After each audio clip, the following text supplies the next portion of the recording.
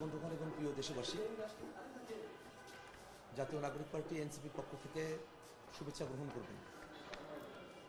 সম্মানিত সাংবাদিক বন্ধুগণ, আপনারা জানেন যে 2024 সালে বাংলাদেশে একটি রক্তক্ষয়ী অভ্যুত্থান সংঘটিত হয়।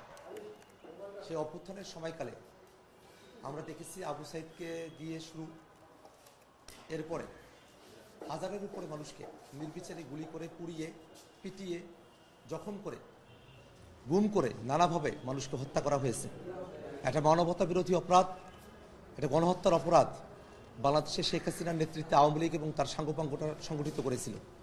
শুধু তাই নয়, সে 2009-এ তাদের ক্ষমতায় আসার পর থেকে নিয়ে তারা বাংলাদেশের মানুষের উপরে ব্যাপক মাত্রায় জুলুম, নিপীড়ন, আয়নাঘরে গুম করে রাখা, মানুষকে খুন করা, গুম করা, হেন কোনো মানবতা বিরোধী অপরাধ নাই, হেন কোনো গণহত্যার অপরাধ নাই যেগুলো আওয়ামী লীগ, তাদের শেখ হাসিনা এবং তার সাঙ্গপাঙ্গরা বাংলাদেশে সংগঠিত করে নাই।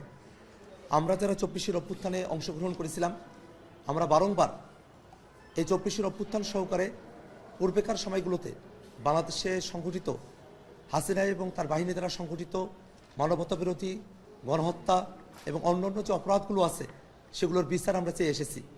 সেই বিচারের অগ্রগতি কতদূর হলো সেই বিষয়গুলো নিয়েই খোঁজখবর নেওয়ার জন্যে আজকে আমি আন্তর্জাতিক অপরাধ ট্রাইব্যুনালে আজকে উপস্থিত হয়েছিলাম। সাংবাদিক বন্ধুগণ, আজকে আমি ট্রাইব্যুনাল 2-এ একটি সাক্ষ্য গ্রহণ কার্যক্রম আমি নিজে থেকে দেখেছি। সেখানে আমরা দেখেছি যে মিরপুর 10-এ 19শে জুলাই আকরাম খান রাব্বি নামে 28 বছর বয়সী একজন যুবক, আমার বয়সী একজন যুবককে সেদিন প্রকাশ্য দিবালোকে গুলি করে হত্যা করা হয় এবং তারই আপন, তারা খালাতো এবং মামাতো ভাই মেহেরুন নেসা তানহা 5 আগস্ট সন্ধ্যাবেলা তিনি যখন বিজয়ের খবর শুনে বাড়িতে এসেছিলেন, মিরপুর 13-তে তাদের বাড়ি, ওই একই বাড়িতে এই খালাতো এবং মামাতো ভাই রাব্বি এবং তানহা তারা বসবাস করতেন। রাব্বি 19 তারিখে তাকে শহীদ করা হলো এবং 5 তারিখে গুলি করে তানহাকেও শহীদ করা হলো। তানহার বাবা মোশাররফ হোসেন এবং আকরাম খান রাব্বির বাবা ফারুক, তারা দুইজনই আজকে এখানে সাক্ষ্য উপস্থাপন করেছেন। আমি তাদের সঙ্গে কথা বলেছি, আমি তাদের সাক্ষ্য গ্রহণ পর্বগুলো দেখেছি। তারা এখনো পর্যন্ত তাদের শোক তারা ভুলতে পারছেন না। ফারুক হোসেন চাচা তিনি কান্না করে ফেলেছেন সাক্ষী দিতে গিয়ে। যে মোশাররফ চাচা আছেন তানহার বাবা, তার চোখের দিকে তাকানো যায় না। কত শহীদকে কত নির্বিচারে তারা খুন করেছে।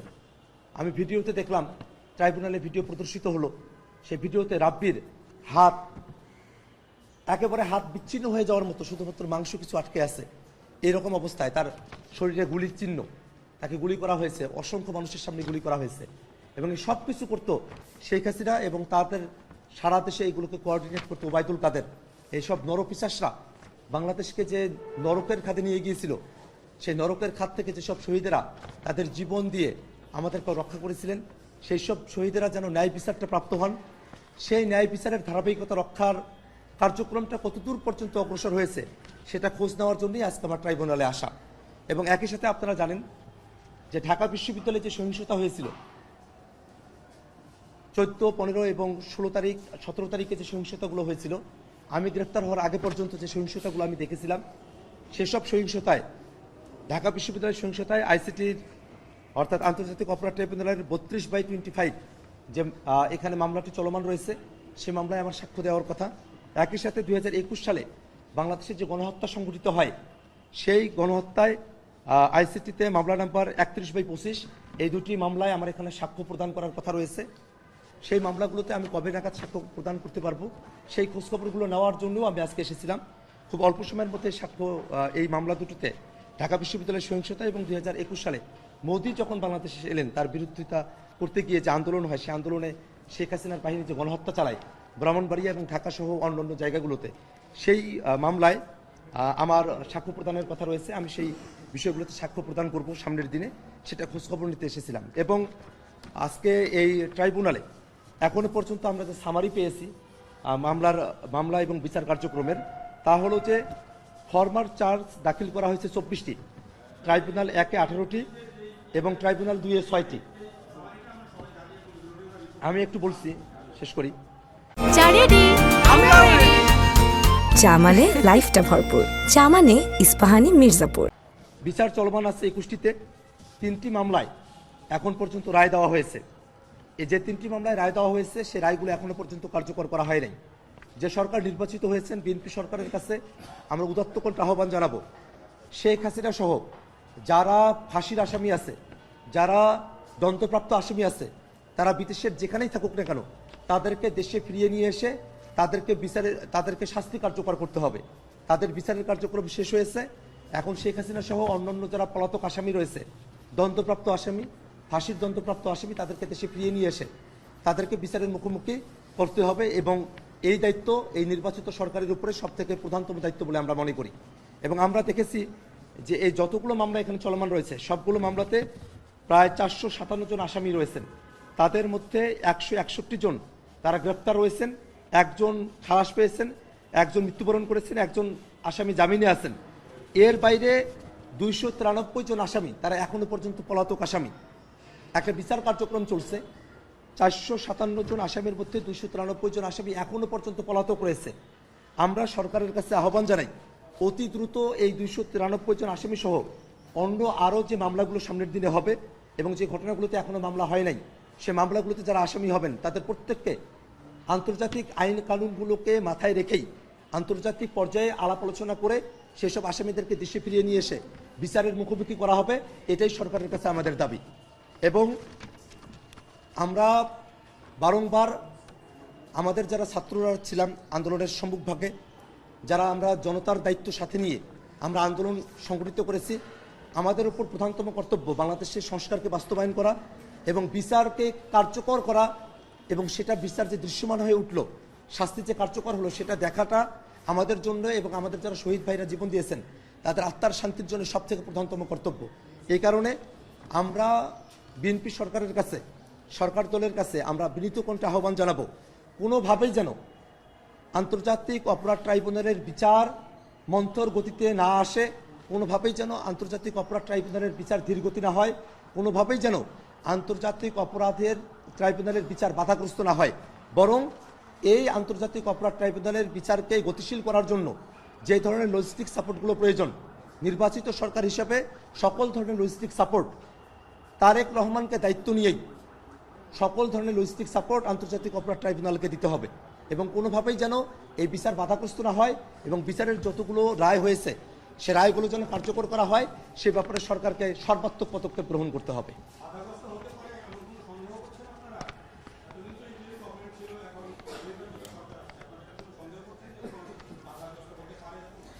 আমরা যখন সংস্কারের ইস্যুগুলো দেখেছি, আপনারা দেখেছেন যে এবারের যে নির্বাচন, সেই নির্বাচন কিন্তু একই সাথে দুইটা নির্বাচন ছিল। একটা ছিল সংসদ সদস্যদের নির্বাচন, আর একটা ছিল গণভোটের নির্বাচন।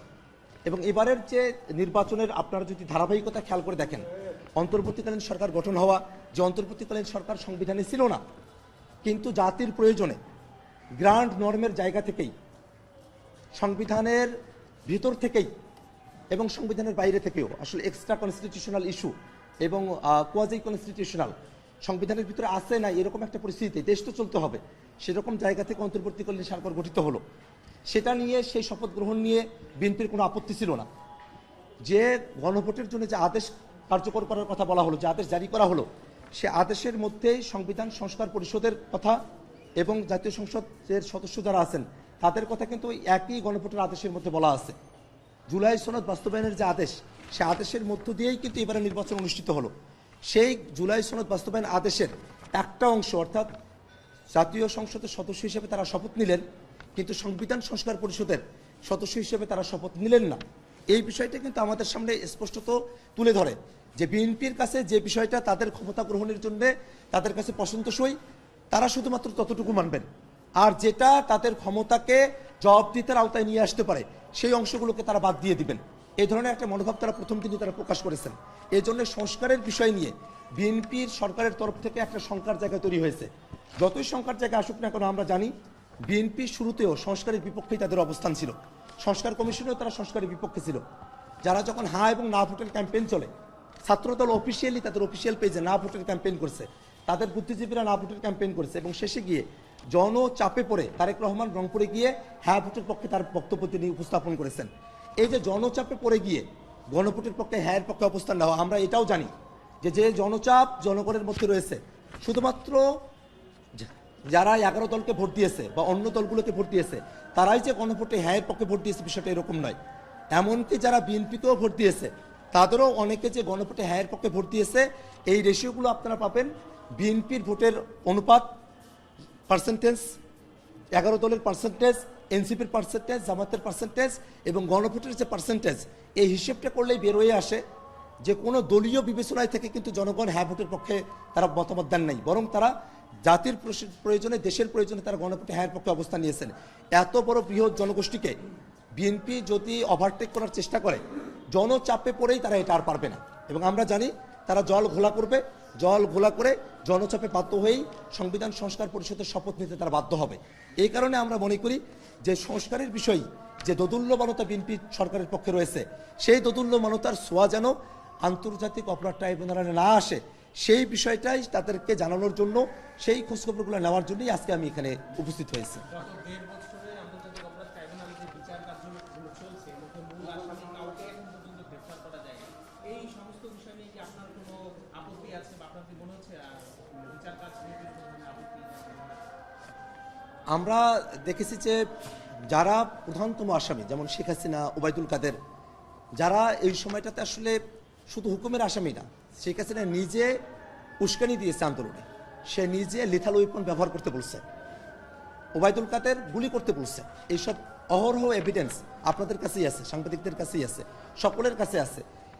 অথচ তাদেরকে এখনো পর্যন্ত গ্রেপ্তার করে বিচারের মুখোমুখি করা সম্ভবপর হয় নাই। এই যে এখনো পর্যন্ত যারা শেখ হাসিনার মতো ক্রিমিনাল, তাদেরকে বিচারের মুখোমুখি করার ক্ষেত্রে বিচারের সামনে তাদেরকে নিয়ে আসা গেল না, কোর্টে প্রেজেন্ট করা গেল না, এটাকে আমরা একটা ব্যর্থতা হিসেবে দেখি। এবং এই ব্যর্থতা ঘোষণার দায়িত্ব নির্বাচিত সরকারকেই নিতে হবে। এবং আমরা মনে করি যে বাংলাদেশের জনগণ সকলে চায় যে যাতে করে বাংলাদেশের সামনের দিনে আর কেউ ফেসিবাদ কায়েম করতে না পারে, জুলুমশাহী তৈরি করতে না পারে। সে কারণে হলেও শেখ হাসিনা, ওবায়দুল কাদের সহ অন্যান্য যারা পলাতক আসামি আছে তাদেরকে দেশে ফিরিয়ে নিয়ে এসে বিচার করতে হবে এবং যাদের বিচারের রায় হয়ে গেছে তাদের বিচারের রায় কার্যকর করতে হবে।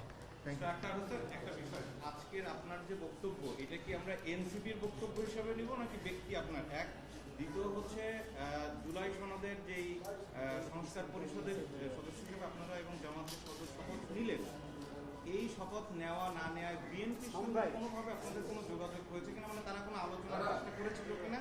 আর এখন বিএনপি যদি এই পথে না এগোয় তাহলে আপনারা তো ওই পরিষদের সদস্য, এখন সেই হিসেবে আপনাদের পরবর্তী কার্যক্রম কি হবে? আমি যেমন জাতীয় নাগরিক পার্টি এনসিপির সদস্য সচিব, আমি রংপুর 4 কাউনিয়া পীরগাছা আসনের সংসদ সদস্য, একই সাথে আমি বাংলাদেশের একজন নাগরিক। আপনি যে কোনোভাবেই আমার বক্তব্যকে আপনি রিড করতে পারেন। এবং এই যে মামলাগুলো এখানে হবে, সেই মামলাগুলোতে আমি 2টা মামলায় আমি সাক্ষী নিজেও। আপনারা যে কোনোভাবে আমার বক্তব্যকে আপনারা রিড করতে পারেন, যে কোনোভাবেই এটাকে কোট করতে পারেন, কোনো অসুবিধার জায়গা নেই।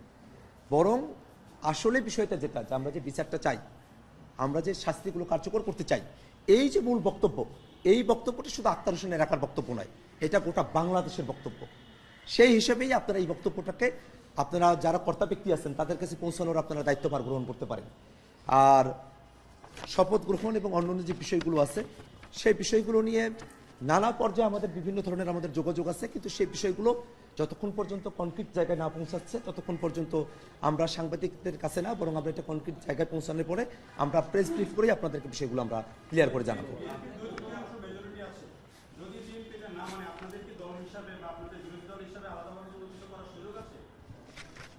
বিএনপি 2/3 মেজরিটি পেয়েছে, কিন্তু গণভোটে হ্যাঁ জয়যুক্ত হয়েছে। এখানে গণভোটের রায়ের উপরেই বাকি সব কিছু নির্ধারিত হওয়ার কথা। আপনি যদি জুলাই সনদ বাস্তবায়ন আদেশ দেখেন, যার উপরে ভিত্তি করে 24-এর এই নির্বাচনটা অনুষ্ঠিত হয়েছে, আপনি আমাকে বলেন তো, এই যে সিএসি তিনি আমাদেরকে শপথ পড়ালেন, আসলে তো সিএসির শপথ পড়ানোর কথা নয়। বিদ্যমান সংবিধান অনুযায়ী তো অন্য কারো শপথ পড়ানোর কথা, যিনি স্পিকার আছেন তার শপথ পড়ানোর কথা।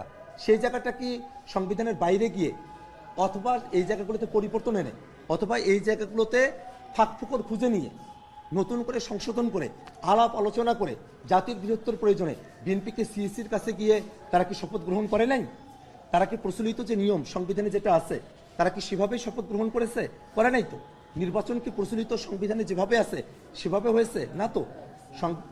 এই যে নির্বাচন হয়েছে সেটা তো জুলাই সনদ বাস্তবায়নের যে আদেশ সেই অনুপাতে এবারে নির্বাচনটা অনুষ্ঠিত হয়েছে। অতএব আর যা কিছুই হোক না কেন, 2/3 মেজরিটির যে গর্ব এবং অহংকারের যে জায়গাগুলো অতীতে বাংলাদেশ দেখেছে এবং যার মধ্য দিয়ে সংবিধানকে একদলের করা হতো, সেটাকে চেক অ্যান্ড ব্যালেন্স করার জন্যই গণভোটে এই রায় জনগণ দিয়েছে যে উচ্চকক্ষ হবে। সেই উচ্চকক্ষে ভোটের অনুপাতে পিআর পদ্ধতিতে প্রতিনিধি নির্বাচিত হবে।